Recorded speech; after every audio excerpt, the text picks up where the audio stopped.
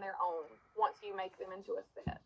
So you need to make sure that you go to the capacity of the non-urgent exam room and set that to 2, meaning that there's 2 of those, and then just keep the 1 exam room. But then you would just put the set in as the resource to be used.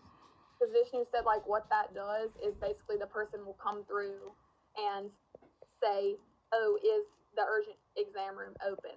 If it is, go to it. If it's not, then look to the next one in the queue. He said after that, there's no really more priority that you need to sort of incorporate into that. So basically, you're just going to go to whichever resource is first available, and from that point, you're fine. Like, that's all you need to check. Okay, so if an urgent patient goes to the urgent room and it's not available, they pretty much jump to the front of the queue at the next exam room, if it has a queue. That's pretty much what he said, how that would work. So. And that would just be in, like, decide statements and whatnot. Mhm. Okay. I think that's it as far as questions we had. We were wondering, like in person, if a patient came in and they, like, obviously had something wrong with them, you would prioritize them right away. But we speculated that in our model, we might want to do the sign-in first. Is there a right answer there? Like, you mean send them straight to the exam room versus sign in? Yeah. Like, if it was an urgent patient, you might want to wait on the sign-in, maybe? Yeah, I agree with that in practicality. For the purposes of this, assume that everybody is going to sign in. Okay, no problem. And then from that point, I mean, really, you would think in real life too, like, the people who are urgent would have a higher probability of going to the exam room than the nurse's station, But that's not really, you know what I'm saying? But that's not really included in the data that you're given. But what would be more realistic is to say, after sign-in, non-urgent patients have a 98% probability of going to the nurse's station and a 1% chance of going to the exam room, but urgent patients have a 50% chance of going to the exam room versus the nurse's station. Something like that. But that's just, it's a little bit too much, I think, for what you guys need to do, so I would just say they all sign in. And I'm trying to... Yeah, I think that's everything you need to know. So, okay. Let me look at this really quick. No, yeah, that's everything you need to know. I hope if the set thing doesn't really work, come back and I'll try to explain it again. After office hours is over, I'm going to call in and make sure that I understand that completely. But I think that that's really all that you have to do as far as the priority goes. So. Okay, so would that be like a set of resources, and you have 1 urgent exam room resource and then 2 non-urgent? Yes. So when you make the set, though, there's only going to be 2 in it, right? Yeah, there's only going to be 2 members. Okay. But then you can go to the individual resources and just set the capacity of the non-urgent piece to 2. Okay, got it. And then, does Vishnu have office hours tomorrow? Do you know? Tomorrow. Is tomorrow? Yeah. See, I don't know because it's technically break. Mm-hmm. So unsure, but he normally has them on 10 on Wednesdays, I think. Yeah, I think you're right. I was just wondering because it's break. I don't know if he's doing them or not. I'm unsure. You could always email him if you want to because he's pretty responsive for that. I would have just asked him. Sorry, I didn't know. No problem. I will not be having office hours on Thanksgiving, though. I thought so. If this lab gets to be too much, I might try to hold an extra office hour next week because it's sort of complicated. So hopefully that would help. But next week, everyone's office hours are the same as normal? Yes, to my knowledge. No one's told me, any differently, so. Got it. Okay. Well, that's it for me. Thank you. Yeah.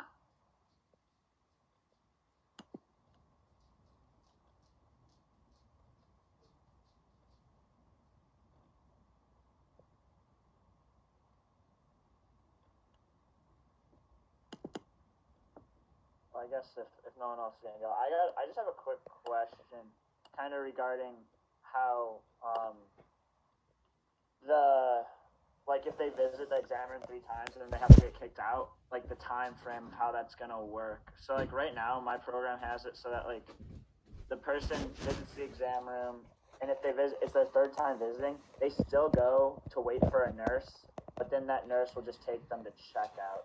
Is that how that should work, or should it like take them to the exam room for the 4th time, and once they see it's the 4th time, they kick them in?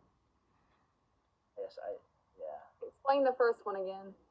So like right now I have it so like they go through when they go through the exam rooms, they get assigned a number, or they get assigned like how many like count how many visits they've had, and once they get 3, then they're gonna get assigned an attribute where by the next location they're gonna go is to check out. Once they visit, if they visit 3 times, they're automatically the next place the nurse is gonna take them is to check out. They're not gonna like go back to the exam room and be like, no.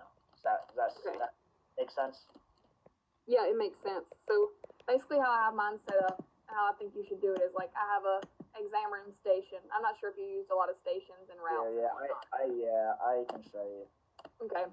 And then I sent to a decide module that says, so first of all, whenever the patient enters the system, how I did it was assigning them an attribute of number of exams as 0, meaning that when a patient enters the system, they have 0 exams currently completed. Yeah. So then whenever it gets routed to the exam station, the first thing I do is a decide module that says, is it less than 3? Gotcha. If it is less than 3, it continues on to the assignment process where it adds the number of exams up to 1. Then they go to the decide module that sends them to the urgent or non-urgent exam room. But if it's false, meaning that the person has greater than or equal to 3 visits already, it automatically goes to the checkout route. So that person just gets routed to checkout and doesn't go back into the queue for one of the other rooms. And so when they automatically go to the checkout, are you making them, is there like a transfer time? From like the 90, actually I think I just have 0 for that. Yeah, okay, because that's kind of, then that'd be the same as, I mean, then I think if given everything else would be the same, that'd be the same, because I have them going through, and then once they go through and go to the proper exam room, then they get like how many visits they've had to the exam room plus 1, and then once that number hits 3, they're automatically going to get assigned. So I just did a set to go to their to determine their next location, and 4 is for the checkout. So they'll get assigned that attribute. They'll leave the exam room. They'll leave the exam room and they'll look to seize a nurse. And once they can seize a new nurse, they'll get automatically taken to the checkout. Okay, that might work. I'm trying to decide if you even need to seize a nurse in this case. Yeah, that's kind of more what I was like. Do I just kick them straight to checkout, or? So after you get done on exam station 1, you're going to release the room. You ever seize a nurse again? Nurse.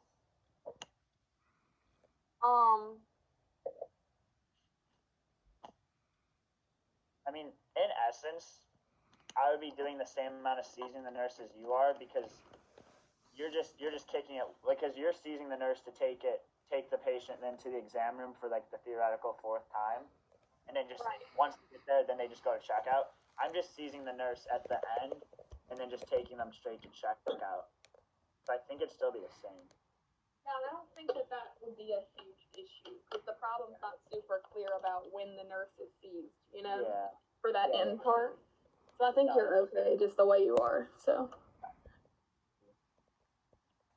Alright, that was all I have. Okay.